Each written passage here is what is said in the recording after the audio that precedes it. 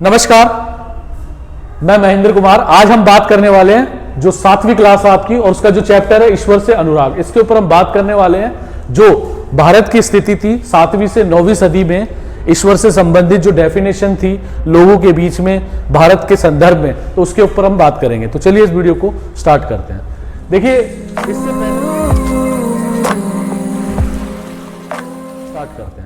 देखिए इससे पहले मैं आपको ये 2 लाइनें मैंने लिखी है, इसके बारे में कुछ बता देता हूं। सबसे पहले आज जिस अध्याय को हम पढ़ना शुरू करने वाले हैं वह इतिहास सिर्फ राजा या रानियों की कहानियों का अध्ययन ही नहीं, बल्कि इतिहास में आम जन स्मारकों साहित्य के इतिहास को पढ़ते हैं।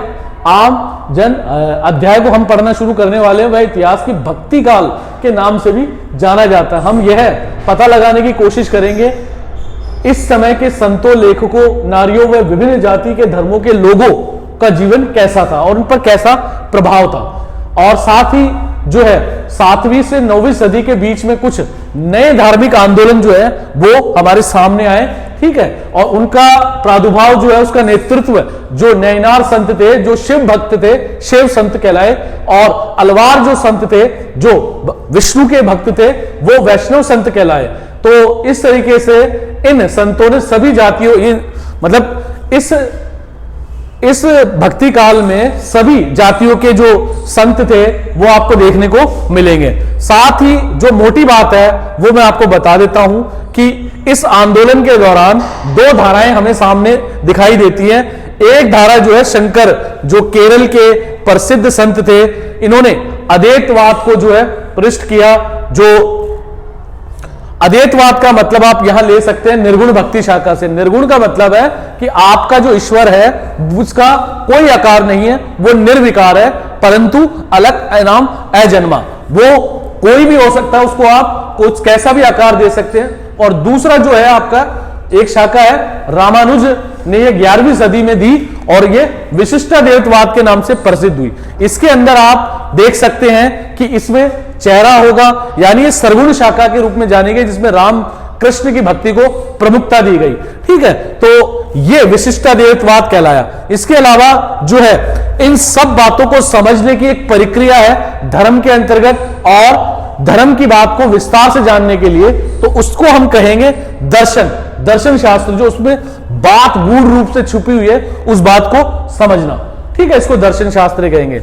लेकिन हमारी जो क्लास है वो 7th क्लास है, तो इसमें हम जिस चैप्टर का जो नाम है ईश्वर से अनुराग, और इतिहास के संदर्भ में हम इसको पढ़ रहे हैं, तो हमारे लिए जानना जरूरी है कि आज के संदर्भ से और पुराना जो हमारा इतिहास है उसको हम कैसे रिलेवेंट करें, एक दूसरे के साथ जोड़ें। तो यहां मैंने एक डायग्राम बनाया इस बात को स्पष्ट करने के लिए, समझाने के लिए कि ईश्वर के रूप, ये डायग्राम के बीच में मैंने लिख दिया ईश्वर के रूप, ठीक है। देखिए अलग अलग मत है, अलग अलग धर्म है, अलग अलग संप्रदाय है। उसके अंतर्गत हमारे भारत में सबसे ज्यादा धर्म संप्रदाय पाए जाते हैं। उसी के अंतर्गत जो है अलग अलग जो है मत और मान्यताओं के अनुसार ईश्वर भी बटे होते हैं। तो वैसे ही शेरों वाली माता, भोले बाबा, शिव जी, कृष्ण, राम, ये हिंदुओं में आपको देखने को मिलेंगे, हिंदू धर्म में। इसके अलावा जो है जैन धर्म में जैन महावीर आपको देखने को मिलेंगे। इसके अलावा पीर फकीर और मजार आपको देखने को मिलेगी मुस्लिम धर्म में। और इसके अलावा अगर मैं बात करूं अल्लाह ताला, वो भी आपको मुस्लिम धर्म में आपको देखने को मिलेगा। और अगर मैं बात करूं का ईसा मसीह की बात करूं, जो आपको कृष्ण धर्म में आपको देखने को मिलेगा। इसके अलावा अगर मैं बात करूं अहूर माजदा, आपको पारसी धर्म में देखने को मिलेगा। और सिख धर्म में गुरु नानक देव जी, ठीक है, देखने को मिलेंगे। और बौद्ध धर्म में बुद्ध आपको देखने को मिलेंगे।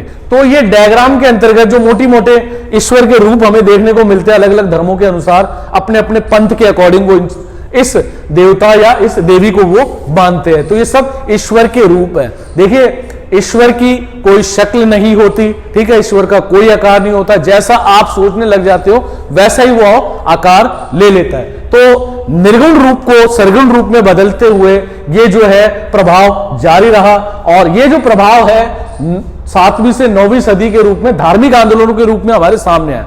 धार्मिक जो आंदोलन है वो कट्टरवाद के खिलाफ चलाए गए थे, क्योंकि उस समय हमारे देश में जो है जात पात, छुआछूत और धार्मिक जो कुप्रवृत्ति है वो बहुत ज्यादा हावी थी हमारे भारतीय समाज में। तो उनसे जो है छुटकारा पाने के लिए संतों ने जो है समाज में इस बात की घोषणा की कि कोई भी भगवान छुआछूत या जात पात को बढ़ावा नहीं देता, कोई भी भगवान गैर बराबरी को बढ़ावा नहीं देता, कोई भी भगवान जो है किसी के लिए नुकसान पहुंचाने की बात नहीं करता।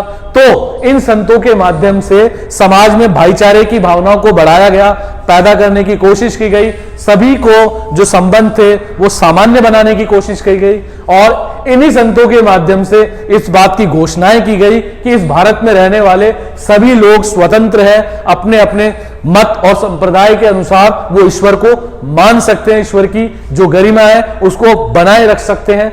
इस चैप्टर में ईश्वर से जो अनुराग है वो ये बताने की कोशिश की जा रही है कि ईश्वर आपकी मत मान्यताओं के अनुसार, वो आपके अनुसार कैसा भी हो सकता है। कारण क्योंकि दर्शन शास्त्र इस बात को मानता है हमारा भारत का कि आप जैसे जिस माहौल में, जिस रूप में भी अपने ईश्वर को मानना चाहें आप मान सकते हैं, उसके लिए आप इंडिपेंडेंट है, स्वतंत्र है। तो अलग अलग शाखाओं के माध्यम से जो है ईश्वर की घोषणाएं की गई कि ईश्वर की शक्ल एक सी नहीं होती, वो अलग अलग शक्लों में बटा होता है। ईश्वर एक ही होता है, वो निर्गुण के रूप में ही है, वो सरगुण के रूप में ही है, ठीक है। मत और मान्यताओं के अनुसार वो अलग अलग हो जाता है हमारी।